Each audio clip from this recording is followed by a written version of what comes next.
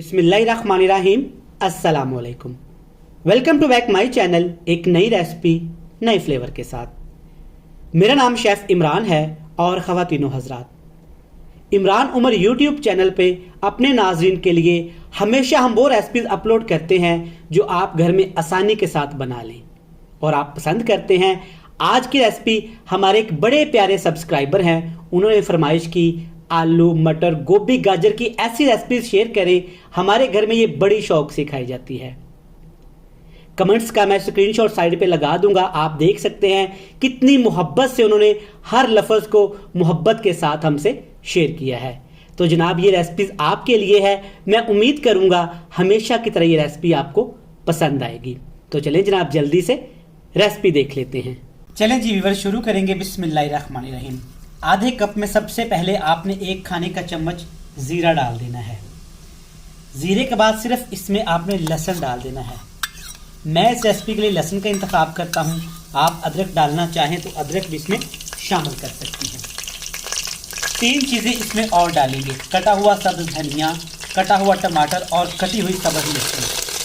अमूमन सब्ज धनिया रेसिपी बनाने के बाद डाला जाता है, एंड पे खुशबू के लिए डाला जाता है, लेकिन इस रेसिपी में मैं पहले शामिल करूंगा। इसकी भी एक वजह है, वो आगे जाके आपको बताऊंगा। टमाटर डालने के साथ ही आपने इसमें नमक शामिल कर देना है।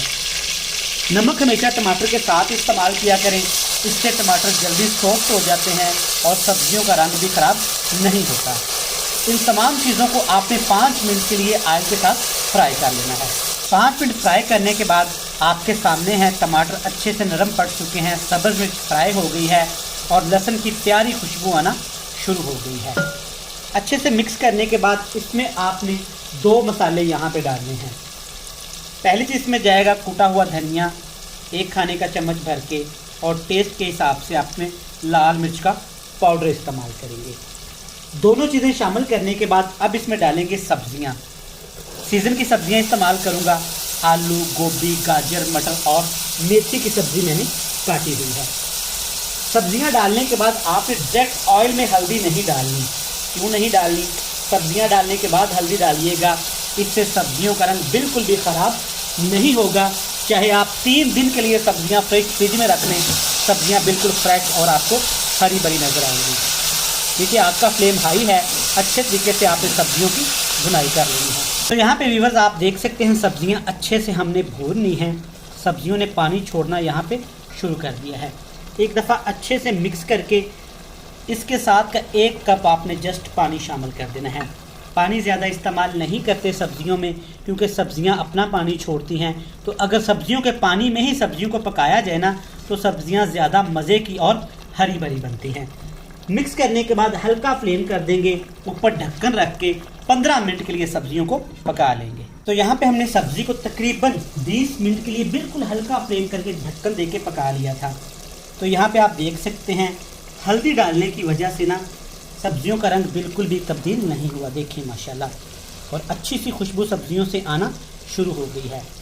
सब्जियों को अच्छे से मिक्स करके लो टू मीडियम फ्लेम कर देंगे। अब यहाँ पे हमने ना सब्जियों की भुनाई कर देनी है। अगर आपको मेरी रेसिपीज़ अच्छी लगती है और आप चैनल पे नए हैं तो आप सबसे पहले आप चैनल को सब्सक्राइब कर दीजिएगा, वीडियो को लाइक कर दीजिएगा, आपका शुक्रिया। थोड़ा सा यहाँ पे कसूरी मेथी डालेंगे और अच्छे से इसको मिक्स करके 10 मिनट के लिए इसको भून लेंगे। मज़ीद हमने इसको भून लिया है 10 मिनट के लिए। टू बी ऑनेस्ट बड़ी मज़े की खुशबू आना शुरू हो गई है। स्पेशली जो इसके अंदर मैंने थोड़े से मेथी शामिल किए हैं ना, उसने कमाल कर दिया है। तो देखिए माशाल्लाह अल्हम्दुलिल्लाह सब्ज़ी बनके तैयार है।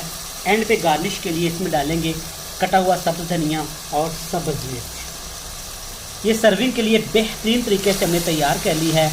आप इसे गर्मा गर्म रोटी, नान या फिर उबले चावलों के साथ खा सकते हैं। मिक्स कर लेंगे, फ्लेम को ऑफ करेंगे और आपसे मिलेंगे फाइनल लुक में।